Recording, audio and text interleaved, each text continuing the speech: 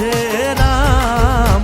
એ માખણનો માખણનો માખણનો માખણનો ચોર મારો રાજા રણછોડ છે. એણે મને માયા માયા